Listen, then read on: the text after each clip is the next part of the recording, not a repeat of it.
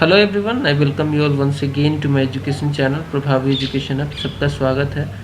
And in this video will be discussing about the centre state relations. Okay, so this is a very important topic and this is a big topic also. थोड़ा सा lengthy है topic because इसमें आप administrative relation between centre and state, then legislative relations and financial relations तीनों जानते हैं। दो तो ऑलरेडी हमने कवर कर लिया है, legislative relations and administrative relations हमने ऑलरेडी कवर कर लिया है। चैप्टर 14.3 है ये, ठीक है। इससे पहले की वीडियोस ऑलरेडी अवेलेबल हैं। एक प्लेलिस्ट बनाई है मैंने इंडियन पॉलिटी की बाय लक्ष्मीकांत। तो लक्ष्मीकांत की किताब से मैंने रेफरेंस लिया है भाई।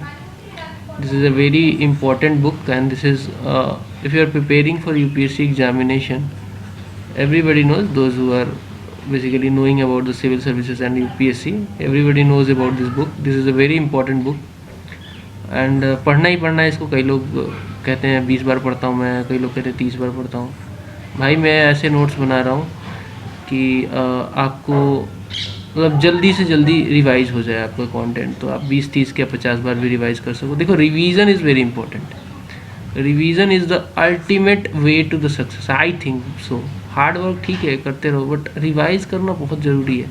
ये नहीं आज ये पढ़ा और इसको भूल गए, कल वो पढ़ा उसको भूल गए। See, mind has certain kind of principle of working, कैसे काम करता है, पहली बार आप पढ़ते हो तो आपके दिमाग में थोड़ी थोड़ी बातें इधर उधर स्कैटर्ड रहती हैं। दूसरी बार रिवाइज करते हो थोड़ा सा एक पास आती हैं, तीसरी चौथी बार बिल्कुल क्लोज आ जाती हैं। ऐसे करके आपको रिवाइज करना होता है। So revision is very important if you have to understand the thing and if you have to remember recollect the things. Because अगर एग्ज़ाम में आप बैठ गए और रिकलेक्ट नहीं कर पा रहे हो चीज़ों को, तो आंसर कैसे करोगे, है ना। तो PDF टाइप में क्लासेस बनाता हूँ, पॉइंट वाइज क्लियर करता हूँ एंड देन लास्ट में बोलता हूँ कि आप PDF डाउनलोड कर लो।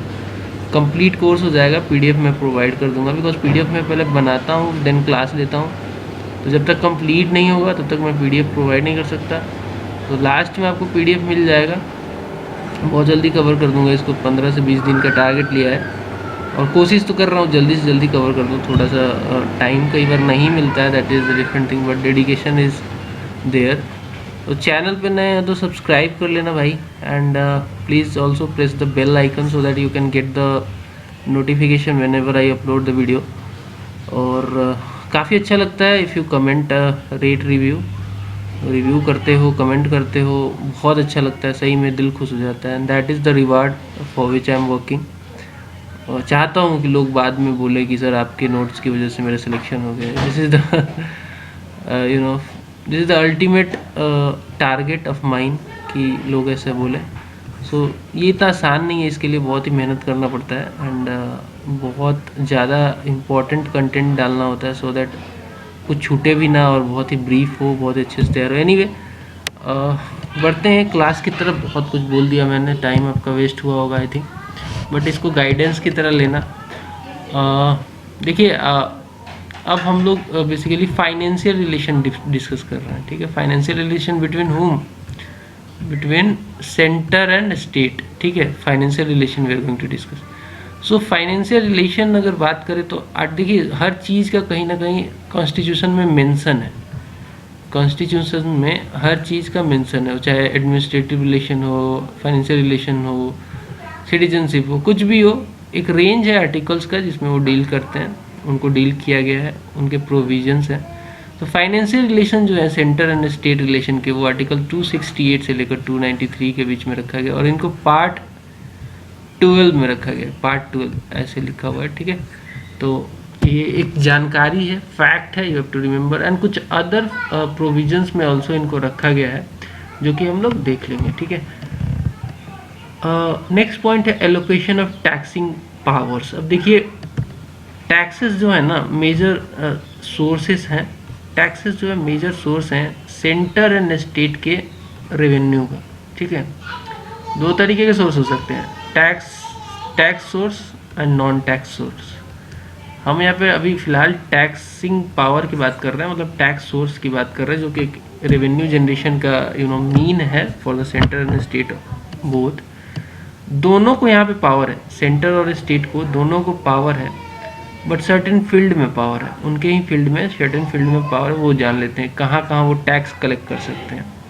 तो पार्लियामेंट जब भी बोलूँ तो सेंटर समझना, मतलब पार्लियामेंट मतलब सेंटर को पावर है कि एक यूनियन लिस्ट है। यूनियन लिस्ट मैंने बताया था आपको, 3 तरीके की लिस्ट बताई थी, 7th शेड्यूल में है ये, जिसपे पावर डिवाइड किया गया है, ठीक है। लेजिस्लेटिव, एग्जीक्यूटिव, बहुत सारी पावर्स यहीं से निकल के आती है। तो 3 तरीके की लिस्ट मैंने बताई थी। यहाँ पे जो यूनियन लिस्ट है जिसमें 13 मैटर है टैक्स से रिलेटेड, जहाँ पे टैक्स कलेक्ट किया जा सकता है, वहाँ पे पावर है एक्सक्लूसिव पार्लियामेंट को कि वहाँ पे वो टैक्स कलेक्ट करेगा बेसिकली, ठीक है। 13 सब्जेक्ट है और कुछ रेसिड्यूअरी मतलब जो तीनों लिस्ट में नहीं है, यूनियन, स्टेट एंड एक कंकरेंट लिस्ट होता है जिस पे दोनों को पावर होता है। इस पे सेंटर को पावर होता है लॉ बनाने का या फिर टैक्स लेने का, यहाँ पे स्टेट को पावर होता है, और यहाँ पे कॉन्करेंट जो पावर होता है, कॉन्करेंट जो सब्जेक्ट्स होते हैं यहाँ पे दोनों को पावर होता है। एनीवे यहाँ पे बेसिकली जीएसटी के आने के बाद बहुत कुछ चेंज हुआ है कॉन्करेंट लिस्ट में, सारी बातें जानेंगे। अभी ये जानो कि रेसिड्यूरी, इन तीनों के अलावा भी कुछ सब्जेक्ट्स जो छूट जाते हैं जो कि इम्पोर्टेंट नेचर के होते हैं, उन्हें रेसिड्यूरी लिस्ट, तो रेसिड्यूरी और यूनियन लिस्ट में पावर है किसको भाई, सेंटर को पावर है, ठीक है। Then state legislature, state legislature को कहाँ कहाँ पावर है, तो स्टेट लिस्ट में पावर है ओनली एंड ओनली। इसमें कुछ 18 ऐसे मैटर है जो टैक्स से रिलेटेड है, जहाँ पे टैक्स कलेक्ट किया जा सकता है।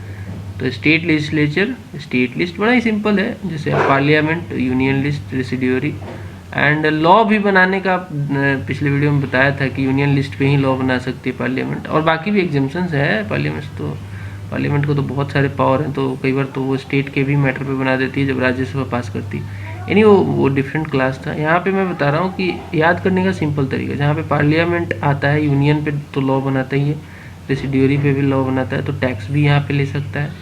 स्टेट लेजिस्लेचर डील करता है स्टेट लिस्ट के साथ, तो यहाँ पे टैक्स भी ले सकता है। इसमें कुछ 18 मैटर है।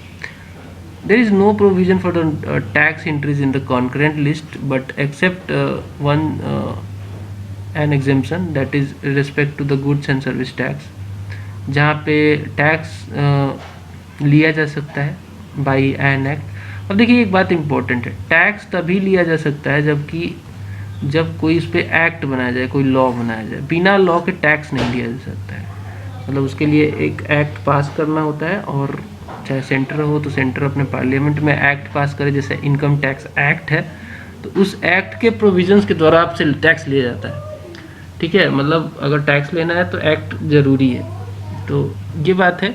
तो यहाँ पे गुड्स एंड सर्विस टैक्स को एग्जेम्प्ट किया गया है, बाकी कंकरेंट लिस्ट में जितने भी मैटर हैं उनमें कोई भी टैक्स की एंट्री नहीं है।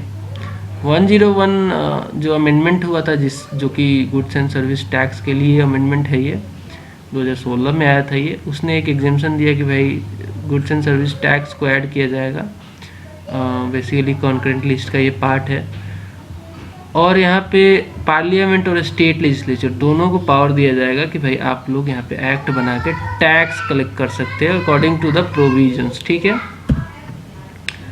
देखिए अगर बात करें टैक्स में लेवी करने का एक पावर होता है, लेवी करना, कलेक्ट करना, ठीक है, अप्रोप्रिएट करना, एंड ये 3 पावर हैं, ठीक है। तो लेवी मतलब कि कौन टैक्स ले सकता है, लेवी का पावर मतलब एक्सक्लूसिवली कौन टैक्स ले सकता है, और कलेक्ट का पावर मतलब कि कौन कलेक्ट कर सकता है। लेवी हो सकता है पार्लियामेंट लेवी का पावर हो कोई भी टैक्स लेने का, बट कलेक्ट स्टेट कर ले, ऐसा भी हो सकता है। एंड अप्रोप्रिएट, कौन अप्रोप्रिएट करेगा, मतलब किसको ये बांटा जाएगा, कौन डिसाइड करेगा कि कैसे बांटा जाएगा। तो ये 3 जो पावर है ना, ये डिस्टिंक्शन है, इनके तीनों के बीच में डिस्टिंक्शन है, ठीक है। लेवी कोई और कर सकता है, कलेक्ट भी कोई और कर सकता है, और अप्रोप्रिएट इन दोनों में से कोई भी कर सकता है, ऐसा हो सकता है, ठीक है। एक अच्छा एग्जांपल है इनकम टैक्स, जो कि लेवी किया जाता है, levy and collected by centre, ठीक है। सेंटर ही इसको लेवी करती है, कलेक्ट भी करती है, बट जो इसका प्रोसीड आता है, प्रोसीड मतलब जो पैसा आता है इनकम टैक्स से, उसको डिस्ट्रीब्यूट किया जाता है between centre and state, this is called appropriation, ठीक है। तो जो प्रोसीड आया उसको खाली सेंटर के पास नहीं गया, अप्रोप्रिएशन दोनों में से किसी दोनों को दिया जाता है, ठीक है, उसी के बीच में डिवाइड किया जाता है. So income tax is a very good example of this distinction between the power. So you have to understand levy, collect and appropriate. Next चलते हैं, अगला पॉइंट है रिस्ट्रिक्शन. अब देखिए स्टेट्स के ऊपर कुछ रिस्ट्रिक्शंस हमने लगा दिया है कि भाई आप इस एरिया में टैक्स लेने पे आपके ऊपर रिस्ट्रिक्शन है. पार्लियामेंट ने मतलब बेसिकली कॉन्स्टिट्यूशन ने लगाया रिस्ट्रिक्शन स्टेट्स के ऊपर, क्योंकि देखिए सेंटर हमारा महान है, हमारा सेंटर मजबूत है, ठीक है, और इस वजह से कि कई बार उनके जो टैक्स कलेक्शन का पावर है, उनके जो राइट्स हैं, मतलब उस पर इंटरफेरेंस ना हो जाए, तो इसके लिए स्टेट्स के ऊपर कॉन्ट्राडिक्शन ना हो बेसिकली, तो उसके लिए स्टेट्स के ऊपर कुछ रिस्ट्रिक्शंस लगाए गए हैं जो कि कुछ इस प्रकार से हैं. तो पहला इसमें यह है कि स्टेट लेजिस्लेचर, कोई भी स्टेट का, can impose taxes on professions, ठीक है. यहाँ पे पहला देखिए,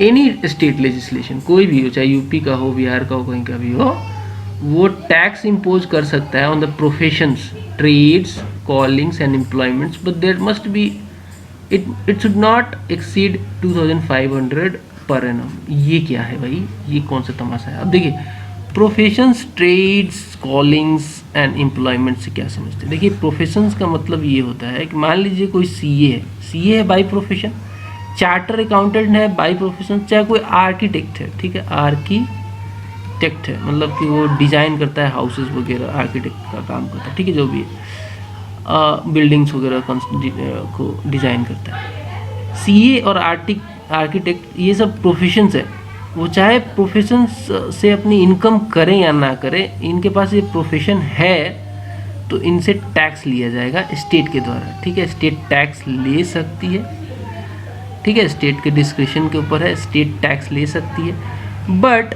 इस केस में कंडीशन ये है कि 2500 रुपये से ज़्यादा पर एनम नहीं ले सकती है, ठीक है, 2500 से ज़्यादा नहीं ले सकती. ये ऐसा इसलिए किया गया है कि कहीं ना कहीं ये इनकम टैक्स की तरह ना काम करने लगे, ठीक है, इनकम टैक्स के बीच में कॉन्ट्राडिक्शन ना हो, इसीलिए इसका लिमिट बना दिया गया है 2500 रुपये. इनकम टैक्स कौन लेता है? सेंटर लेता है, सेंटर लेवी करता है, कलेक्ट करता है, भले अप्रोप्रिएशन दोनों के बीच में होता है, डिवीज़न जो है, डिस्ट्रीब्यूशन, बट कहीं ना कहीं ये दोनों कॉन्ट्राडिक्ट ना करें. अब देखिए सीए का जो प्रोफेशन है वहाँ से इनकम भी हो सकता है, तो इनकम पे अलग टैक्स लेता है, कौन लेता है?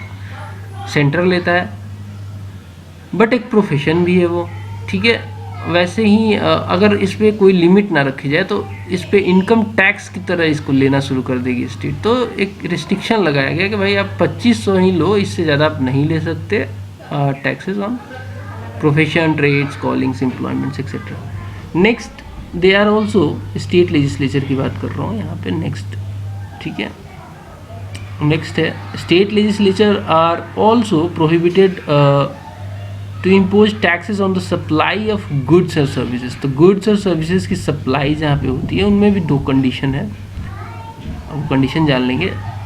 कौन कौन से कंडीशन है जहाँ पे supply of goods and services हो रही है, वहाँ पे स्टेट लेजिस्लेचर है, कहीं का भी हो, चाहे एमपी, वेस्ट बंगाल, कहीं का भी हो, वो टैक्स नहीं ले सकता है. तो एक तो ये कंडीशन है कि अगर वो गुड्स एंड सर्विसेज सप्लाई हो रहा है आउटसाइड द स्टेट, मान लीजिए मेरा स्टेट है, जैसे गवर्नमेंट में बैठा हूँ, मान लो मेरा स्टेट है, लेट्स से महाराष्ट्र, ठीक है, महाराष्ट्र मेरा स्टेट है मान लो, और मेरे स्टेट से बाहर सप्लाई हो रही है गुड्स एंड सर्विसेज की, तो क्या मैं यहाँ पे टैक्स ले सकता हूँ? नहीं.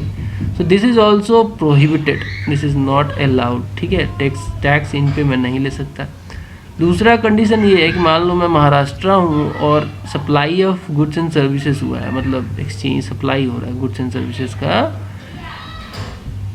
Takes place in the course of import और एक्सपोर्ट. इम्पोर्ट और एक्सपोर्ट के लिए हो रहा है ये, ठीक है, इम्पोर्ट एंड एक्सपोर्ट के लिए हो रहा है, तब भी इस केस में मान लो हमारे स्टेट में ही क्यों ना हो रहा हो, तब भी हम इस पर टैक्स नहीं लेंगे. ये भी आप 2 क्राइटेरिया याद रखना, चाहे स्टेट में हो रहा हो चाहे ना हो रहा हो. इम्पोर्ट एंड एक्सपोर्ट के लिए अगर सप्लाई हो रही है, अगर अंदर कंजम्पशन के लिए हो रही है और स्टेट में हो रही है, तो ले सकते हैं हम लोग टैक्स, लेकिन अगर इंपोर्ट और एक्सपोर्ट के लिए सप्लाई हो रही है तो हम उस पर टैक्स नहीं ले सकते as a state legislature. Then we can also, state legislature can also impose tax on the consumption और सेल ऑफ इलेक्ट्रिसिटी एक्सेप्ट। अब एक्सेप्ट ये समझ लेना, दिस इज एक्सेप्ट जो वर्ड है ना वो प्रोहिबिशन या रेस्ट्रिक्शन दिखाएगा आपको, ठीक है।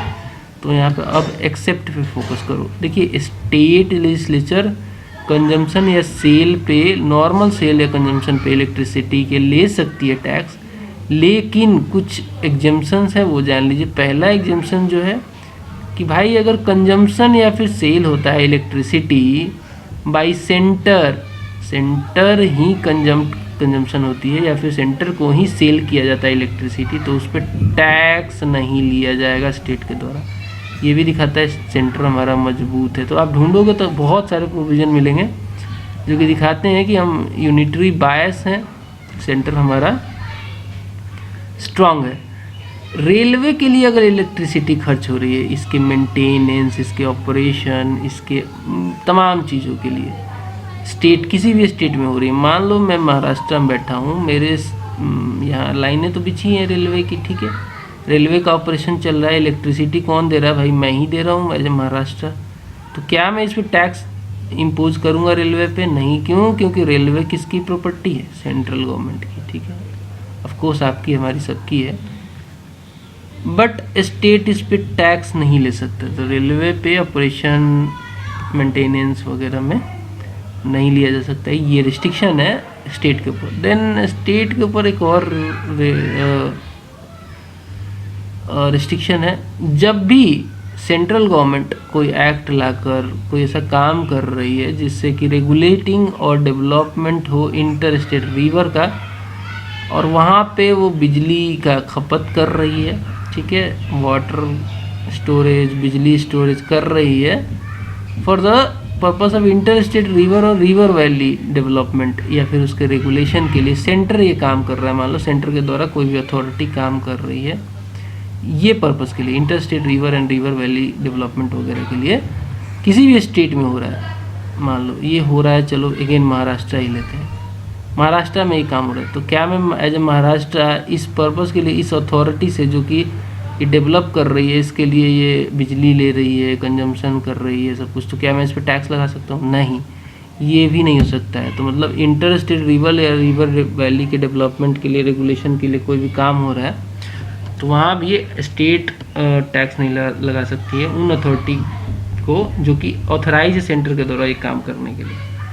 नेक्स्ट है, law to be effective should be reserve for the president. मतलब ऐसा लॉ बेसिकली यहाँ पे एक्चुअली मैं आपको बता दूं कि अगर यहाँ पे लिया भी जा सकता है स्टेट के द्वारा, यहाँ पे they can impose taxes on these authorities for this purposes, but general term में नहीं।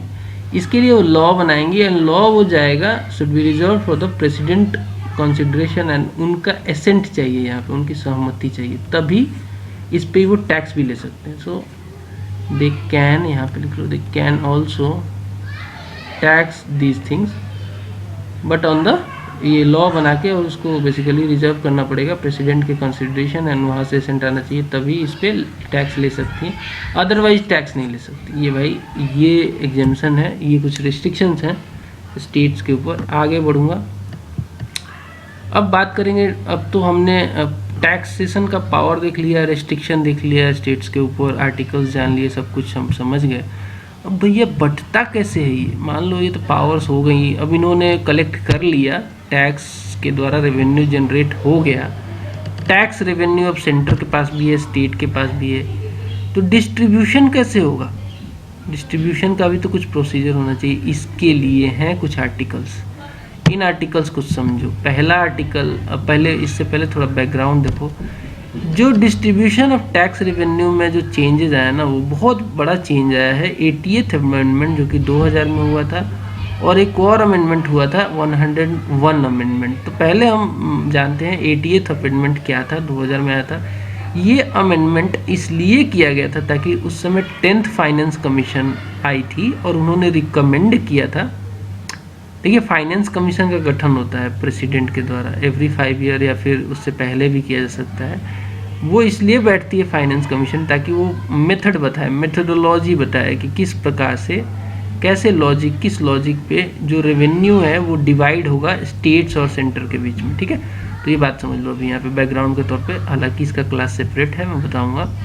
फाइनेंस कमीशन अगर आप इकोनॉमी मेरी सीरीज पढ़े होगे तो तब भी पता होगा। एनीवे यहाँ पे 10th फाइनेंस कमीशन ने रिकमेंड किया था कि जो भी सेंट्रल टैक्सेस एंड ड्यूटीज़ हैं जो कि सेंटर कलेक्ट करती है, जो भी जितनी भी कलेक्ट करती है उसका out of the total income obtain from certain central taxes and duties by centre 29% जितना भी कलेक्ट करेगी उसका 29% should go to the states. ये बड़ा रिकमेंडेशन था। इसको ऑल्टरनेटिव स्कीम ऑफ डिवोल्यूशन भी कहा गया। ऑल्टरनेटिव स्कीम ऑफ डिवोल्यूशन ये बोला गया कि अप्रैल 1 1996 से ही ये टाइम है, यही से ही इसका डिवीज़न होगा, 29% जाएगा इसी डेट के इफेक्टिव से। और इस वजह से क्या हुआ कि जो कॉरपोरेशन टैक्स जो कि सेंटर लेती थी as a central tax and duties के तौर पे एंड कस्टम ड्यूटीज जो लेती थी वो कहीं ना कहीं इनकम टैक्स के की तरह at par with the income tax आ गई as far as the sharing of tax revenue concern state के साथ। अब देखिए इनकम टैक्स को सेंटर क्या करती है, शेयर करती है स्टेट के साथ, लेकिन पहले सेंट्रल टैक्सेस एंड ड्यूटीज़ को शेयर नहीं करती थी स्टेट्स के साथ। लेकिन ऐसा रिकमेंडेशन आ गया 10th फाइनेंस कमीशन का कि भाई जो भी इससे आमदनी होगी, जो भी पैसा आएगा सरकार को, उसका 29% देना पड़ेगा स्टेट गवर्नमेंट को। इससे क्या हुआ कि ये जो हेड है सेंट्रल टैक्सेस एंड ड्यूटीज़ ये भी इनकम टैक्स की तरह काम करने लगी। ठीक है, ये बात आपको समझ में आ गई। 80th अमेंडमेंट में ये हुआ था। जीस्ट बता रहा हूँ आपको, बड़े अच्छे से प्यार से पढ़ोगे तो मज़ा आ जाएगा। वो भाई कमेंट करके बताना ज़रूर कि पढ़ाता कैसा हूँ मैं। एनीवे आगे बढ़ते हैं। देखिए 101वां अमेंडमेंट हुआ, ये बेसिकली इसलिए हुआ ताकि जीएसटी को इम्प्लीमेंट किया जा सके। तो ये नया टैक्स रिजाइम बनाने के लिए हुआ, goods and service tax regime. ठीक है, जीएसटी रिजाइम। इनडायरेक्टेड टैक्सेस हमारे बैकग्राउंड बताऊँ तो बहुत ज़्यादा थे पहले, जीएसटी से पहले हमारी कंट्री में भरे पड़े थे, टैक्स के ऊपर टैक्स लगता था ज़बरदस्त। इसको एक स्ट्रीमलाइन करने के लिए, एक कॉमन नेशनल मार्केट बनाने के लिए गुड्स एंड सर्विसेज टैक्स लेके आए, जिसमें हमने क्या किया, बहुत सारे इनडायरेक्ट टैक्सेस को मिला दिया एक टैक्स सिस्टम बनाने के लिए। ठीक है, तो देखिए गुड्स एंड सर्विसेज टैक्स, ये तो बैकग्राउंड था जो मैंने अभी बोला। अब जानो कि गुड्स एंड सर्विसेज टैक्स जो है वो कॉन्करेंट टैक्सिंग पावर में आता है, जो कि पार्लियामेंट और स्टेट लेजिस्लेचर दोनों को पावर है कि goods and service tax according to the provisions act बना के लिया जा सकता है पार्लियामेंट एंड स्टेट दोनों के द्वारा। इसने रिप्लेस कर दिया, जैसा कि अभी मैंने बताया आपको, number of indirect taxes. And ये इसलिए किया गया ताकि कॉमन नेशनल मार्केट बनाया जा सके फॉर गुड्स एंड सर्विसेज। इसने सबसम कर दिया बहुत सारे इनडायरेक्ट टैक्सेस वगैरह को। तो यहाँ पे मैं उनका नाम नहीं बताऊंगा, बहुत सारे हैं, आप सर्च कर लेना। जीएसटी का इकोनॉमिक्स का वीडियो देखा होगा तो आपको समझ में आ जाएगा।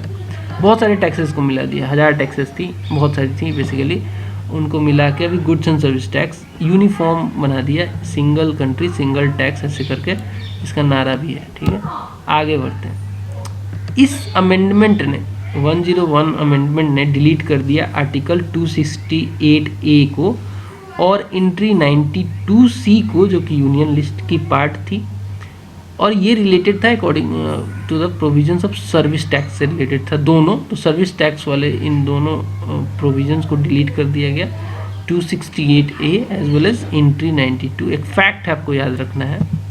नेक्स्ट है present position with respect to the distribution of tax revenue after the GST.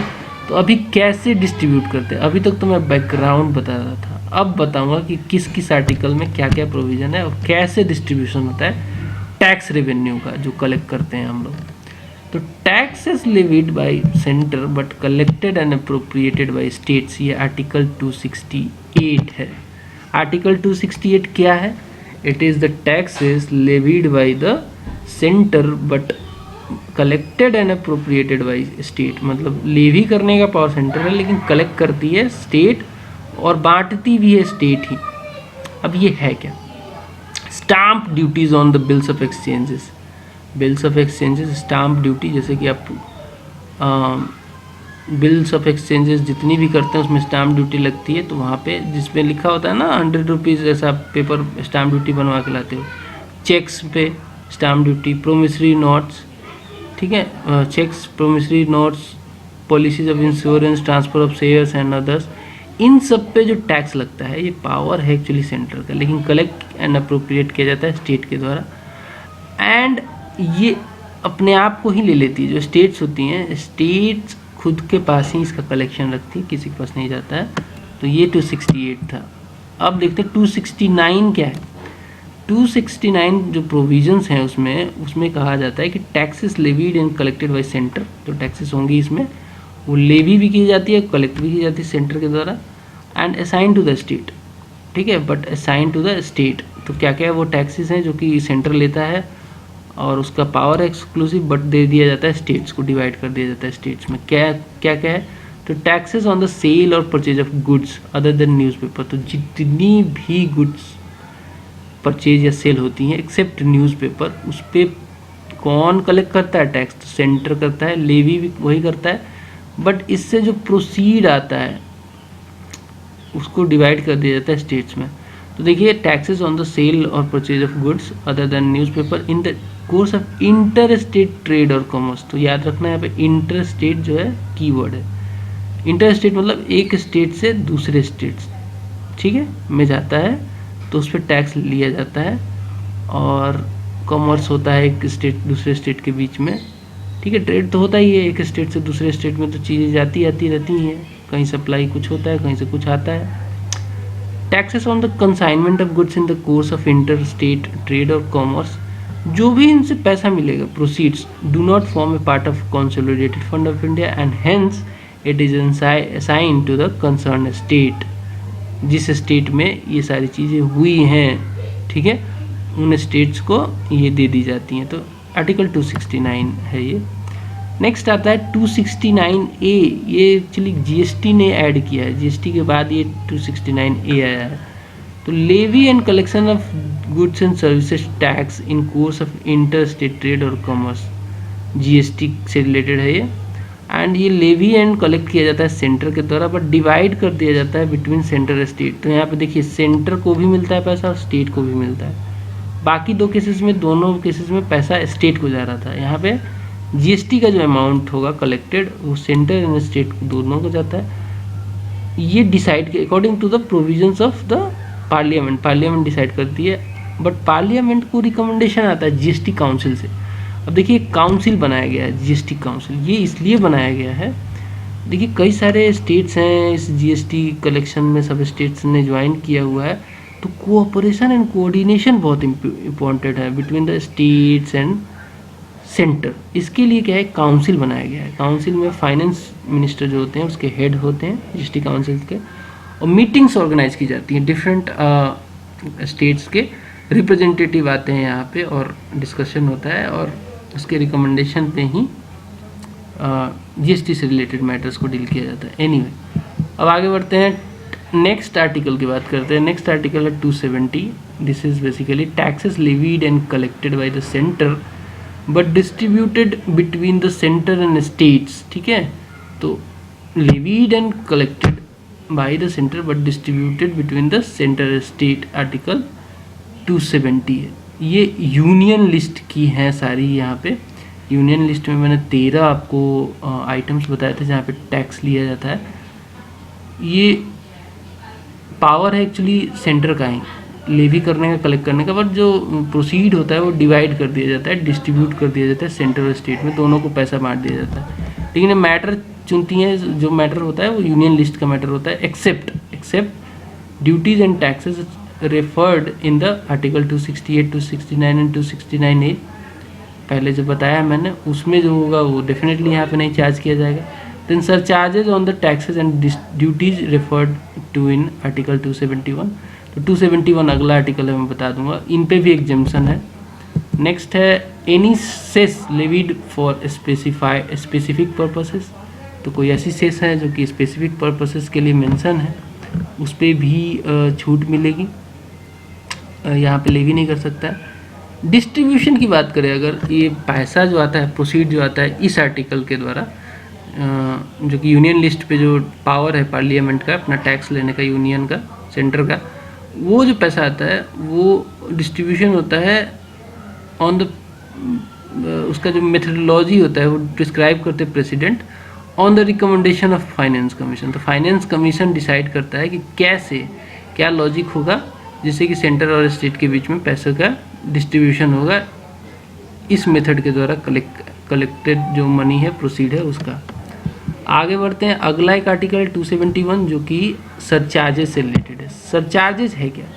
Taxes and duties पे एडिशनल पैसा लेना, टैक्सेस एंड ड्यूटीज़ पे एडिशनल पैसा लेना सरचार्ज कहलाता है। अब मान लीजिए कि टैक्स, मान लीजिए 100 रुपये कलेक्ट हुआ है, 100 रुपये कलेक्ट हुआ है, इस पे मान लो 1% सरचार्ज है, तो 1 रुपया एडिशनल इस पे सरचार्ज लगाया जाता है। तो टैक्सेस के ऊपर चार्ज लगाना सरचार्ज कहते हैं, ठीक है। तो surcharge on certain taxes and duties for the purpose of centre, ठीक है, 271। ऐसी सरचार्ज जो कि 269 एंड 217 में मेंशन की गई है। 269 एंड 270 मैंने आपको बताया है, उन पे ही सरचार्ज लगाया जाता है। तो 270 तो आपके सामने है बिल्कुल, यूनियन लिस्ट पे जो पावर है सेंटर को कलेक्ट करने का, उस पर सरचार्ज भी लगाया जा सकता है। एंड 269 भी बताया था मैंने आपको। ये जो प्रोसीड यहाँ से कलेक्ट होगा वो सेंटर के पास ही रहेगा, सेंटर के पास ही रहेगा, ये किसी को और नहीं दिया जाता है। स्पेसिफिक पर्पस के लिए लगाया जाता है, स्पेसिफिक प्रॉब्लम्स को डील करने के लिए, जैसे एजुकेशन के लिए सरचार्ज, एजुकेशन सेस वगैरह। तो ये सब सरचार्जेज हैं, ठीक है। तो ये सेंटर के पास ही रहती है, सेंटर के ही हक में रहती हैं। इसमें जीएसटी एग्जेम्प्टेड है, जीएसटी इसमें नहीं आता है। सरचार्जेज जीएसटी पे नहीं लगाई जा सकती है, तो ये एक पॉइंट है। क्या सरचार्जेज जीएसटी पे लगाई जा सकती हैं? तो नहीं लगाई जा सकती। नेक्स्ट है taxes levied and collected and retained by state. अब भाई लेता भी है, पावर भी है उसी का, स्टेट का, कलेक्ट भी वही करता है और अपने पास रखता भी है स्टेट। तो ऐसी क्या है?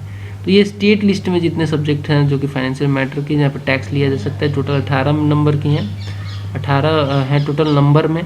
तो क्या क्या है? लैंड रेवेन्यू, लैंड रेवेन्यू पे स्टेट को ही पावर है लेवी करने का, कलेक्ट करने का, रिटेन करने का। ऐसे ही सो ऑन है, जैसे land revenue, taxes on agriculture income, duties in respect of succession of to agriculture, state duty in respect of agricultural land, taxes on lands and building, taxes on minerals and so on. इसको आप पढ़ लेना। ये देखो, ये state list के matters हैं, उन्हीं पे टैक्सेस की बात की जा रही है, तो इसमें कोई प्रॉब्लम नहीं है। आप एक बार बस इसको रीड आउट करना है, ज़रूरी नहीं। आप जानते हो कौन से मैटर स्टेट लिस्ट की हैं, कौन से सेंट्रल लिस्ट की हैं। जैसे एग्रीकल्चर, लैंड, पब्लिक ऑर्डर, ये सब लैंड, बिल्डिंग, मिनरल राइट, ये सब स्टेट की पावर है, ठीक है। तो इन पे जो टैक्स लेता है वो पावर है स्टेट का ही, कलेक्ट भी करता है वही, और रिटेन अपने पास ही रखता है, ठीक है। आगे बढ़ते हैं। अगला क्या है? अगला है distribution of non taxes revenues, ठीक है। Distribution of non taxes revenues. तो सबसे पहले जानिए कि नॉन टैक्सेस रेवेन्यू होती क्या है। तो सेंटर के पास जो, दोनों के पास है नॉन टैक्स रेवेन्यू, ऐसी रेवेन्यू, वैसा पैसा, वैसा कमाई जो कि सेंटर या स्टेट को मिलता है, वो जो कि टैक्स से नहीं आ रहा है, नॉन टैक्स रेवेन्यू से आ रहा है। तो पहला है, अब जानते हैं कि सेंटर के पास कौन कौन सा ऐसा सोर्स है जहाँ पे नॉन टैक्स रेवेन्यू आता है। तो भैया आता है पोस्ट एंड टेलीग्राफ से। पोस्ट एंड टेलीग्राफ से जो पैसा कमाती है सरकार के पास आता है वो। रेलवेज में जो कमाई होती है, आपसे टिकट लिया जाता है, कमाई होती है, तो वो भी पैसा नॉन टैक्स रेवेन्यू सेंटर के पास जाता है। बैंकिंग से कमाई होती है, सरकार को पैसा जाता है। Broadcasting, coinage and currency, central public sector enterprises, CPSC, ये सरकारी जो ऑर्गेनाइज वो हैं, कंपनियां हैं, मिनी रतन, महारतन, गेल, भेल, सेल, ये सब हैं। स्चीट एंड लैप्स, स्चीट मतलब कि ऐसी प्रॉपर्टी जो, मान लीजिए मैं हूँ, मेरा आगे पीछे कोई नहीं है, मैं ही अकेला हूँ, मेरी प्रॉपर्टी का मालिक हूँ, ना मेरा बच्चा है ना कुछ है।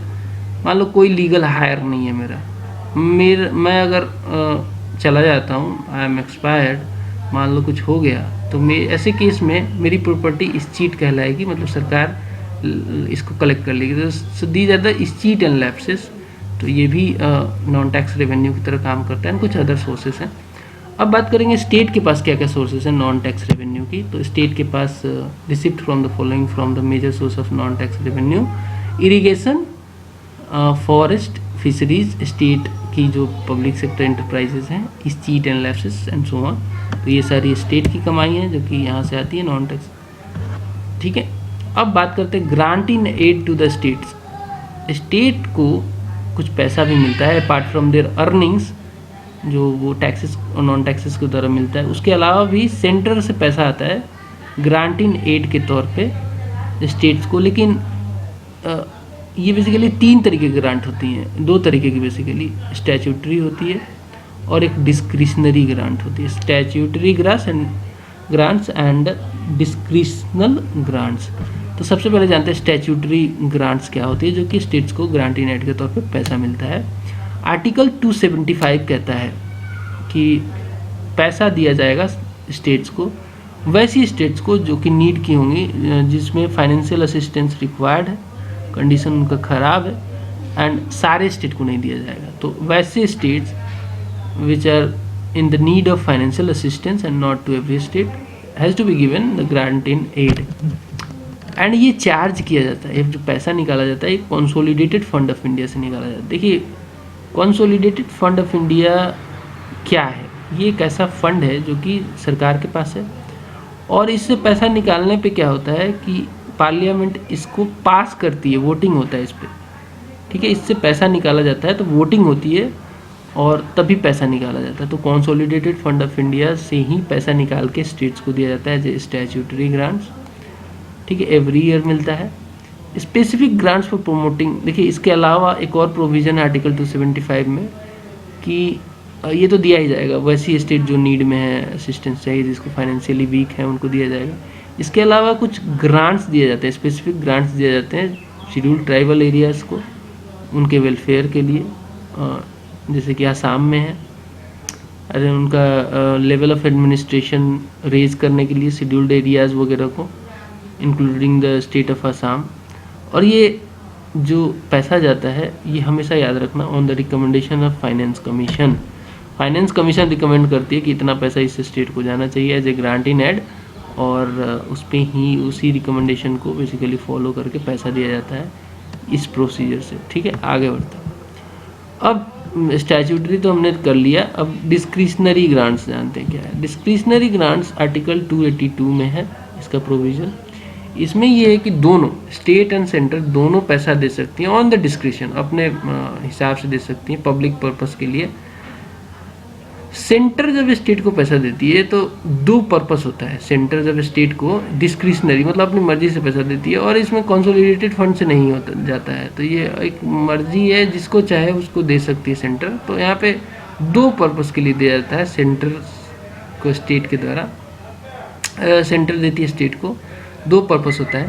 पहला कि फुलफिल कर सके स्टेट अपना प्लान टारगेट, तो स्टेट भी अपने प्लान टारगेट पे काम करते हैं, उसमें पैसे की ज़रूरत हो तो वो अपना प्लान पूरा कर सके। दूसरा इसलिए सेंटर देती है स्टेट को पैसा डिस्क्रिशन पे, ताकि इन्फ्लुएंस कर सके एंड कोऑर्डिनेट कर सके स्टेट के एक्शन को टू इफेक्चुएट द नेशनल प्लान। अब देखिए नेशनल प्लान होता है, एंड नेशनल प्लान सेंटर चाहती है कि हर जगह इम्प्लीमेंट हो, उसके लिए कोऑर्डिनेशन की ज़रूरत है। स्टेट जब उसमें मदद करती है तो अच्छे से इम्प्लीमेंट होता है, एंड स्टेट का एक्शन इसको इम्प्लीमेंट कराने के लिए थोड़ा सा मोल्ड करना पड़ता है, वरना स्टेट अगर ना चाहे तो नेशनल प्लान का इम्प्लीमेंटेशन मुश्किल हो जाता है। तो ये इसलिए दिया जाता है लुभाने के लिए, स्टेट्स को अट्रैक्ट करने के लिए, ताकि नेशनल प्लान में वो सपोर्ट करें। ठीक है, आगे बढ़ते हैं। अब इसके अलावा डिस्क्रिशनरी और स्टैट्यूटरी ग्रांट्स के अलावा कुछ अदर ग्रांट्स भी हैं, जैसे कि जिन्हें दिया जाता है for temporary period. Temporary period के लिए दिया जाता है अदर ग्रांट्स को। ये बेसिकली इसका एग्जांपल ये है कि एक प्रोविज़न बनाया गया था जब हम कॉन्स्टिट्यूशन जब हमने बनाई थी, उसी समय एक प्रोविज़न बनाया गया था। A provision was made for grant in lieu of export duties on jute and jute products. So a provision was made for grant in lieu of export duties on jute and jute products. देखिए उस समय jute and jute products पे export पे specially एक grant दिया जा रहा था कि मतलब इनको पैसा दिया जा रहा था इनके एक्सपोर्ट पे, स्पेशली स्टेट जो थी असम, बिहार, उड़ीसा एंड वेस्ट बंगाल को, ताकि जो ये एक्सपोर्ट कर रहे थे तो इस पे जो एक्सपोर्ट ड्यूटी लगती है वो न्यूट्रलाइज हो सके, उसको न्यूट्रलाइज करने के लिए, ताकि इनको फ़ायदा हो सके एंड एक्सपोर्ट को प्रमोट किया जा सके। ठीक है, बिकॉज अगर एक कंट्री से दूसरे कंट्री में सामान जाता है, एक्सपोर्ट किया जाता है, वैसे केस में दूसरे कंट्री में इंटर करते ही इस पर चार्जेस लग जाते हैं, ड्यूटीज़ लग जाती है, टैरिफ्स वगैरह लग जाते हैं। उसको काउंटर करने के लिए, ताकि एक्सपोर्ट को प्रमोट किया जाए, इन स्टेट्स को, असम, बिहार, उड़ीसा एंड वेस्ट बंगाल को ग्रांट्स दिया गया था, जो कि अदर ग्रांट्स में आया था, और ये 10 साल के लिए दिया गया था after the commencement of the constitution, और ये फाइनेंस कमीशन के रिकमेंडेशन पे ही हुआ था। So these are the other grants ऐसे मिलते हैं। एक एग्जाम्पल है ये अच्छा सा। अब हम बात करेंगे goods and services tax council है क्या। ये इसलिए बनाया गया है, एक काउंसिल मैंने बताया था, जीएसटी अमेंडमेंट एक्ट जो आया था 101 अमेंडमेंट, उसने इस प्रोविज़न ये भी प्रोविज़न दिया कि goods and service tax council बनेगा। वो इसलिए बनेगा ताकि कोऑपरेशन और कोऑर्डिनेशन बनाया जा सके सेंटर और स्टेट्स के बीच में। अब चूँकि गुड्स एंड सर्विस टैक्सेस तब तक पॉसिबल नहीं होगा जब तक कि स्टेट्स कोऑपरेट ना करे सेंटर के साथ, तो इसके लिए कोऑपरेशन ज़रूरी था, इसके लिए एक काउंसिल बनाया गया। और इस काउंसिल में बेसिकली एक आर्टिकल है, आर्टिकल 279A, जो कि प्रेसिडेंट को ऑथराइज करता है to constitute a GST council. तो इसी आर्टिकल में काउंसिल बनाने का प्रोविज़न है, एंड इसलिए बनाया जाता है ताकि taxes, सेसेस, surcharges levied by the centre and the state and the local bodies that would get merged in the GST, इस मैटर को देखने के लिए, इन सारे जितने भी पॉइंट्स मैंने यहाँ पे दिखाए हैं, इन मैटर्स को लुक इन टू करने के लिए, देखने के लिए, उस पर डिस्कशन करने के लिए, उस पर सॉल्यूशन निकालने के लिए ये काम के लिए जीएसटी काउंसिल बनाया गया। जैसे कि taxes, सेसेस, surcharges levied by centre, the state, local body that would get merged in GST, कौन कौन से मर्ज होंगे, इसके लिए बनाया गया था। Next, goods and service that may be subjected to GST और एग्जेम्प्टेड फ्रॉम जीएसटी, कौन से जीएसटी में लाना है, जीएसटी के बाहर करना है, ये भी डिसाइड करने के लिए जीएसटी काउंसिल बनाया गया था। देन मॉडल जीएसटी लॉ बनाने के लिए principle levy, appointment of GST levied on supplies in course of inter state trade और commerce and principle that govern the place of supply. तो इन सब बातों पे रेगुलेशन, इन सब बातों पे डिस्कशन, इन सब बातों को अगर कोई प्रॉब्लम आती है तो सॉल्व करने के लिए ये जीएसटी काउंसिल है। Then the threshold limit of turnover below which GST and services may be exempted from. तो देखिए कई सारे बिजनेसेस हैं जिनका टर्नओवर कम होता है, तो उसको जीएसटी से बाहर रखने के लिए भी थ्रेशोल्ड बनाने का काम भी जीएसटी काउंसिल में ही डिस्कस करके होता है। Then the rates including the floor rates with the bands of GST. तो बैंड्स ऑफ जीएसटी मतलब कि जैसे कि 5%, देन 12%, ऐसे करके 18%, 28%, ये बैंड बनाया गया है। इसको डिसाइड करने के लिए भी जीएसटी काउंसिल आपस में चर्चा करती है। जीएसटी काउंसिल में जैसा मैंने बताया था, फाइनेंस मिनिस्टर हेड होते हैं एंड स्टेट्स के रिप्रेजेंटेटिव्स आते हैं, वहाँ पे डिस्कशन होती है, और देन ही ओनली इन सब मैटर्स पे डिसीजन आता है। देन एनी स्पेशल रेट और rates for a specified period to raise additional resources during any natural calamity और डिजास्टर। तो ये सब मैटर पे डिस्कस करके ही जीएसटी काउंसिल के द्वारा इन सब पे डिसीजन आता है। तो goods and service tax council बहुत इंपॉर्टेंट है, इसकी मीटिंग कन्वेन होती रहती है, एंड अगर कभी भी कॉन्ट्राडिक्शन आता है तो ये मीटिंग के द्वारा ही सॉल्व कर लिया जाता है जीएसटी से रिलेटेड प्रॉब्लम्स को। तो इस क्लास में इतना ही। अगले क्लास में फाइनेंस कमीशन और सो ऑन बाकी लेटर ऑन के चैप्टर्स टॉपिक्स को देखेंगे। मैं उम्मीद करता हूँ कि आपको ये क्लास पसंद आया होगा। पसंद आए तो लाइक कर देना, शेयर कर देना दोस्तों के साथ, सब्सक्राइब कर लेना मेरे चैनल को, एंड बने रहिए इस चैनल के साथ। मिलते हैं अगले वीडियो में, तब तक के लिए नमस्कार।